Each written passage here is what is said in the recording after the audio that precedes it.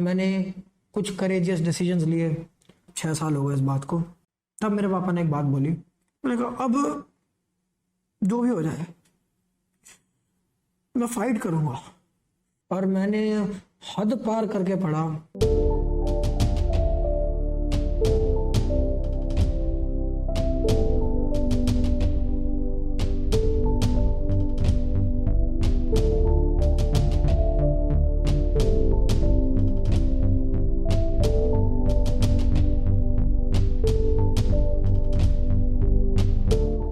ये कुछ बातें हैं जो दरअसल मेरे पिता के साथ मेरे वार्तालाप हैं जेई की मेरी तैयारी के दौरान, जिन्होंने मेरा हृदय इस कदर परिवर्तित किया कि आखिर में जब आशा बिल्कुल ख़त्म हो चुकी थी, उम्मीद नहीं बची थी और कल्पना भी नहीं की जा सकती थी सफलता की, तब भी मैंने अपना पूरा, वो जो एक मरता हुआ पंछी मरने से पहले एक बहुत ज़ोर लगा के अपने पंखों से उड़ान भरता है कि भाई मैं मर जाऊं सही, पर एक उड़ान भर के मरूंगा। ये डोमिनेट जेई किताब में लिखी हुई हैं बातें, और जिस उस किताब को वैसे तो हज़ारों लोगों ने पढ़ा है, पर जिन्होंने नहीं पढ़ा उनको भी ये बात जाननी चाहिए, सबके लिए ज़रूरी है। इसलिए मैं यूट्यूब पर वीडियो बना रहा हूँ। आप पूरी किताब पढ़ना चाहते हैं तो उसका लिंक डिस्क्रिप्शन में है, अमेज़ॉन से आप उसको प्राप्त कर सकते हैं। तो बात यह है कि ये बात हो रही है 6 साल पहले की, 2015 करीब। यही कुछ मेरी प्रिपरेशन का जो 12th के बीच का समय चल रहा है, पता नहीं कौन सा महीना, अगस्त है सितंबर है, ढंग से याद नहीं।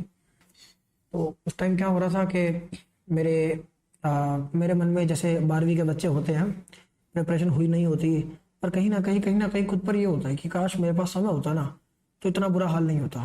मतलब मेरा वक्त गलत गाइडेंस ने, गलत कोचिंग ने, गलत टीचरों के साथ उनके लेक्चर्स ले लेकर, गलत किताबों के क्वेश्चन सॉल्व कर कर कर जो वक्त बर्बाद हो गया वो लौट कर नहीं आएगा।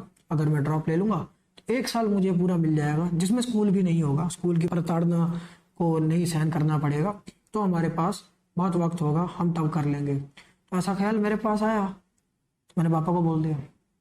पापा को बोला ड्रॉप करने आया होगा, आपके मन में भी ज़रूर आया है तो बताओ कमेंट्स में। तो मैंने पापा कहते, मतलब पापा ने मुझे उस पर बहुत ज़ोर से डांट दिया। मैंने उनको बताया कि पापा ऐसा है कि ये अटैम्प्ट मेरा, मुझ में हुनर है, मुझे इस पर डाउट नहीं है, पर ये अटैम्प्ट मेरा, ये कोचिंग के, स्कूल के टीचर्स और जो गलत गाइडेंस जिन लोगों ने मुझे दी और इतना वक्त मेरा बर्बाद यूं ही कर दिया, उस वजह से मेरी प्रिपरेशन इस कदर बर्बाद है। तो मुझे, मतलब मैं ड्रॉप ले लूँगा तो सही हो जाएगा। तो उन्होंने बोला कि ठीक है, जो हो गया हो गया, अब क्या कर सकता है तू, अब क्या कर सकता है। मैं बार बार बात घुमा के वही लेके जा रहा था कि इन्होंने ये किया, एक और बात याद आ गई, एक और बात याद आ गई, कहते अब क्या कर सकता है। तो कहते देख, बहुत सिंपल सी बात है कि मैं भाई अगले साल पढ़ा पाऊंगा नहीं पढ़ा पाऊंगा मुझे नहीं पता, मेरे को नहीं पता ड्रॉप का। तुझे भाई अभी पढ़ना है तो पढ़ ले, अभी जोर लगाना है तो लगा ले, आगे का कुछ नहीं पता। फिर ऐसे ही भाई भटका हुआ था। तो भाई इंसान वो होता है ना, डूबते को तिनके का सहारा वाला, तो जाके जगह जगह जाके धक्के खाता है। तो मैंने ऐसे ही नेट में सर्च किया, एक भाई काउंसलर मिल गई मुझे, और क्योंकि भाई स्कूल से छुट्टी तो मिलती नहीं थी, तो मैंने काउंसलर से जाके बात किया। एक मैडम थी, उसने क्या किया, आधे घंटे काउंसलिंग दी और 500 रुपये लिए। वो कहती कि, उससे मैंने पूछा कि यही सब हो रहा है कि प्रिंसिपल और ये मेरे को जो है पढ़ने नहीं दे रहे, स्कूल आना ही पड़ेगा कहते हैं, हमने बोला भी। तो उन्होंने फिर मुझे बोला कि जाके पोलाइटली प्रिंसिपल से एक और बार बात कर लो। और उन्होंने ये भी बोला कि जैसे मेरा बेटा NSIT में पढ़ता है, क्या पता अगले साल तुम भी NSIT पहुंच जाओ, ये सब बोला उन्होंने। फिर बाहर आए जब वहाँ से काउंसलिंग से, तो पापा, अब पता क्या था ना, मुझे पता था NSIT नाम का कॉलेज, ठीक है, नाम मेरे पापा को पता था। तो एक MSIT कॉलेज है, MSIT उतना अच्छा कॉलेज नहीं है, मतलब जितना अच्छा NSIT है, तो वो तो Tier 1 कॉलेज NSIT।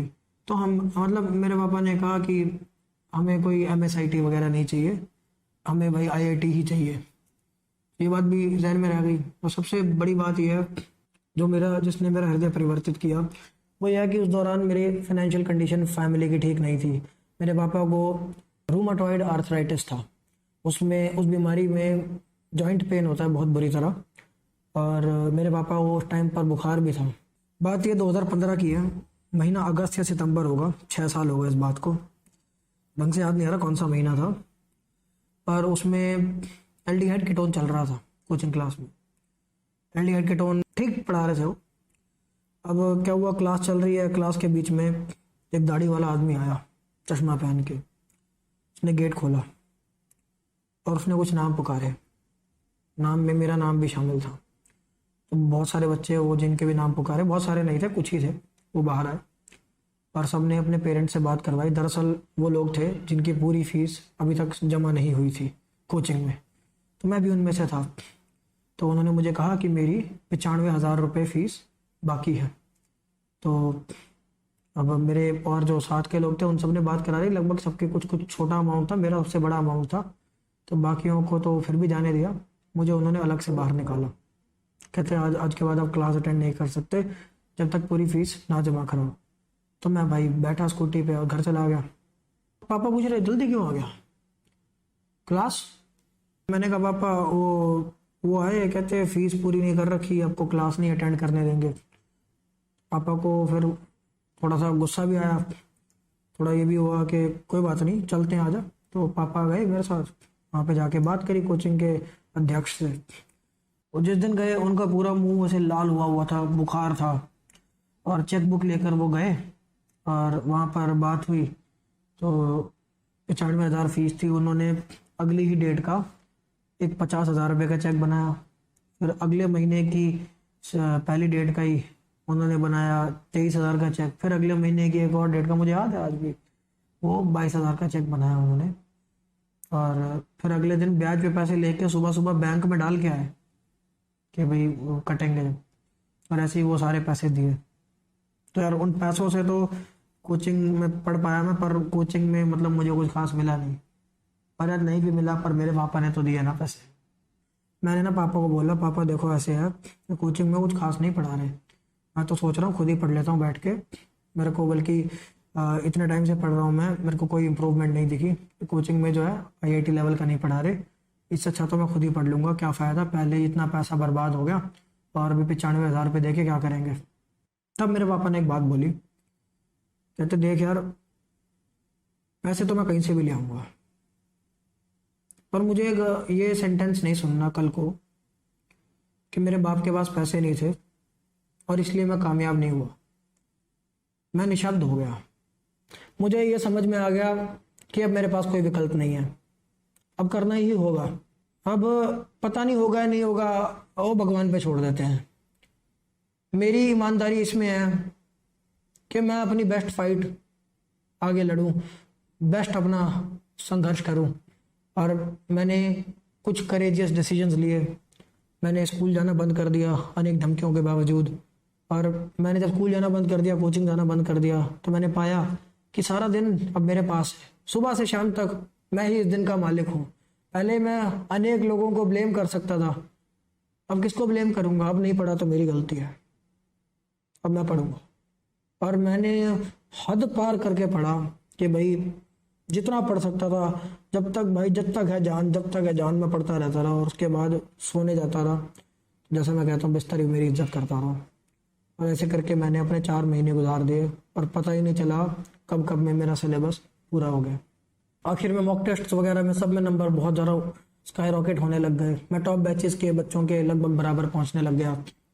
और इतने लोगों को जिनसे मैं बहुत पीछे था, सबको पीछे छोड़ दिया रेस में। जो कोचिंग इंस्टीट्यूट में टेस्ट होते थे, और एक और टेस्ट सीरीज ले रखी थी मैंने, उसमें भी आखिरकार मेरी 247 रैंक आई। मेरा जन्म हुआ था 1999 में दिल्ली की एक लोअर मिडिल क्लास फैमिली में। तो भाई मिडिल क्लास वालों का जिस तरह होता है कि भाई कुछ भाई एक माँ बाप होते हैं, उनकी ऐसी सोच होती है इंडिया में कि भाई बच्चे को एक टाइम की रोटी भले ही ना खाएं, पर बच्चे को शिक्षा किसी भी कीमत पर प्रोवाइड करेंगे। तो मेरे पापा ने भाई उस टाइम पर 2004 में अपना भाई बेस्ट करने की कोशिश की। मेरे पापा जो है हरियाणा में 10 साल की उम्र में, एक विलेज है जो पंजाब के बॉर्डर के पास है, वहाँ से वो दिल्ली आए थे और उन्होंने मतलब अपने आप को यहाँ बनाया। वो पहले ट्रक चलाते थे और उसके बाद उन्होंने कहीं मतलब अपनी छोटी सी किराने की दुकान खोली। तो किराने की दुकान पे बहुत मेहनत करते थे वो, मतलब जनरल स्टोर। तो मुझे फिर उन्होंने 2004 में एक English medium school, private school में डाला था। उनका ये था कि उनको शिक्षा नहीं मिल पाई, उनको ये मौका नहीं मिला। अपने बच्चे को वो पूरा जोर लगा के मौका देना चाहते थे। मुझे याद है 2004 में वो 1772 रुपये पर महीना फीस भरते थे, जो कि बहुत बड़ी बात थी। साइकिल पे मुझे छोड़ के आते थे, साइकिल पे लेके आते थे, और मैं थोड़ा सा खोया खोया रहता था कि अपने क्योंकि वहाँ पर क्या था कि मतलब लोग बहुत अलग तरह के आते थे, मेरे लिए वो अलग चीज़ थी काफ़ी। और ऐसा नहीं कि मैं वहाँ पे कॉम्प्लेक्स फील करता था, पर मैं खोया सा रहता था। और लोग जो है, ये पढ़ाई वढ़ाई चल रही है, मेरे को कोई घर से ऐसा गाइडेंस नहीं थी। और मैं अपने चारों भाई बहनों में सबसे बड़ा हूँ, तो मुझे कोई गाइडेंस ऐसा सच नहीं थी। तो पता नहीं चला कि भाई पढ़ना भी होता है इंसान को, या होमवर्क भी करना होता है। टीचर बोलती तो है पर इसको घर पे जाकर करना होता है, ये सब भी नहीं पता था। कॉपियाँ वॉपियाँ मैं बनाने की कोशिश करता था, पर मैं बनाता नहीं था, इरेगुलर था, क्लमजी था। तो अ, मैं कभी कोई रिजल्ट नहीं ला पाया। मेरे पापा, जैसे स्कूल में एनएसओ होता है, ओलंपियाड वगैरह होते हैं, तो इनके बारे में जब भी पापा को बताता रहा, पापा कहते रहे कि ले भर दे, फॉर्म भर दे। एकदम से वो पैसे दे देते रहे, फॉर्म भर दे, जा ये भी फॉर्म भर दे, फार्म भर दे, ऐसे। फिर उन्होंने भाई 7वीं में मेरे को एक म्यूज़िक क्लासेस में भी डलवाया, और मैं 1 महीना गया वहाँ पर। फिर पापा को लगा कि ये ज़्यादा दीवाना हो रहा है म्यूज़िक का, इसको हटवाओ, नहीं तो इसकी शिक्षा पे असर पड़ेगा। और इस बात का मुझे बहुत दुख हुआ। और फिर उन्होंने मुझे 7वीं क्लास में ही एक एग्ज़ाम दिलवाया। उसका तुमने सुना होगा, सुना है तो बताना। देहरादून में एक कॉलेज है, राष्ट्रीय इंडियन मिलिट्री कॉलेज। तो उसका एग्ज़ाम 7वीं में देते हैं, और थोड़ा सा टफ सिलेबस आता है, मैथ्स वगैरह आती है, और मैथ्स वगैरह मेरी मतलब उसमें काफ़ी टफ थी। और उन्होंने भाई मेरा वो भी फॉर्म भरवाया। उन्होंने ज़ोर भी लगाया कि मैं पढूं, बोला भी, पर मेरा इतना फोकस नहीं था, मैं भटका हुआ सा रहता था, और मैंने नहीं पढ़ा। और फिर भाई रिजल्ट मार्क देने गया, एग्ज़ाम देने गया जैसे, तो वहाँ पर भाई वही जैसे बच्चा होता है भाई, कुछ नहीं कर पाता तो रोने लग जाता है। तो वैसे रोता रोता बाहर आया सेंटर से। चाचा थे मेरे, वो मुझे घर ले गए। फिर घर पे मैंने, पापा से ऐसी बात कर रहे थे 1-2 दिन बाद, कहते भाई तू फेल थोड़ी हुआ है, मैं फेल हुआ हूँ। कि भाई अब मेरे को भी लगा यार कि मैं बच्चा ही था उस टाइम, 7वीं क्लास में था। मेरे को लगा भाई इतना पैसा या इतनी मेहनत इन्होंने की, भाई अपना जोर लगा रहे हैं, और मैंने भाई इनको आज तक कुछ ला के नहीं दिया, तो बड़ा दुख हुआ। और एक बात ये हुई कि जैसे एनुअल डे होता है स्कूल में, फाउंडर्स डे होता है, जब जिस दिन प्राइज मिलते हैं, तो उस दिन यार कहते हैं कि मेरे कान तरस गए, और मुझे तेरा नाम ही नहीं सुनाई दिया।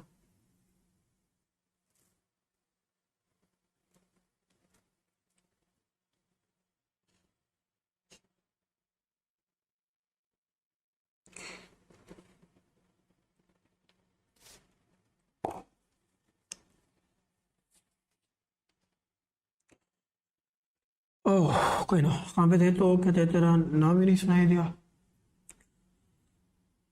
तो यार मतलब जब मैं नहीं कर पाया, तो ही थॉट कि ही फेल्ड। ये सारी बातें मेरे अंदर घर कर गई। मैंने कहा अब जो भी हो जाए, मैं फाइट करूंगा। किसी की भी गलती है, कोई बात नहीं। किसी ने, लोगों ने मेरी प्रिपरेशन को बर्बाद कर दिया। मेरी प्रिपरेशन अभी बहुत ज़्यादा रुइंस में है, शैम्पल्स में है। पर यार इसको सुधारना मुझे को है। मैं पढ़ूंगा, खेलेगा, पढ़ता रहा पढ़ता रहा पढ़ता रहा पढ़ता रहा, एंड रेस्ट इज हिस्ट्री। अभी जो 7वीं क्लास में जब था, तो पापा भाई, उनको कहा कि भाई मैं जब फेल हुआ, तो उन्होंने कहा वो फेल हो गए। अब मेरी आईआईटी दिल्ली की टी शर्ट बड़े गर्व से पहनते हैं वो। तो मैं कहता हूँ भाई जब मैं जीत गया, तो ये उनकी जीत है। एक बात और इसमें जोड़ना चाह रहा हूँ, जब मेरा जन्म हुआ था, तो मुझे मेडिकल काफ़ी सीवियर प्रॉब्लम्स थी।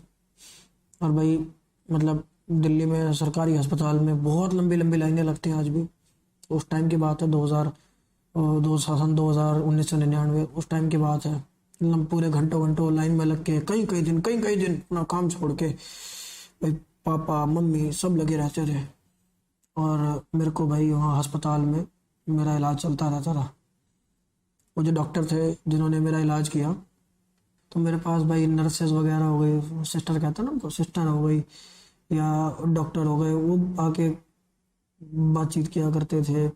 मतलब ऐसा था, मेरा इलाज काफ़ी टाइम तक चला। तो ऐसा मैं 5 साल की उम्र में तब भी मेरी एक ट्रीटमेंट हुई। तो मेरे से रेगुलर बात किया करते। तो जो डॉक्टर्स फिर जिन्होंने मुझे मेरा इलाज किया था, बहुत सालों बाद, 14-15 साल बाद, जब मैं IIT क्रैक करके उनसे मिलने गया, मैं वापस लेके गए, तो उन डॉक्टर्स ने एकदम से पहचान लिया कि ये तो निशांत है। और कहते क्या कर रहे हैं निशांत। मैंने उनको बताया फिर कि IIT दिल्ली में पढ़ता हूँ मैं, मेरी ऑल इंडिया रैंक 247 आई थी। और ये फर्स्ट सेकंड ईयर में जब था तब की बात बता रहा हूँ। तो उन्होंने कहा कि उनको उनको डॉक्टर्स को भी ये गर्व हुआ। उनको ये लगा कि हमारा सक्सेस, जिसकी जान हमने बचाई वो आज यहाँ पहुँच गई, यही तो पुण्य है, यही तो है, हमने गंगा स्नान कर ली, इस तरह उन्होंने बोला। तो ये बात बड़ी अच्छी लगी। ये बातें जनरली मतलब बड़ी रेयर होती हैं। हर किसी को ऐसा जीवन जीने को नहीं मिलता, या हर किसी को ऐसे लम्हे देखने को नहीं मिलते। तो और ये मुझे भी कभी कभी ये याद आते हैं। तो आज ऐसी बात करते करते याद आ गया, तो मैंने इसी वीडियो में डाल दी है।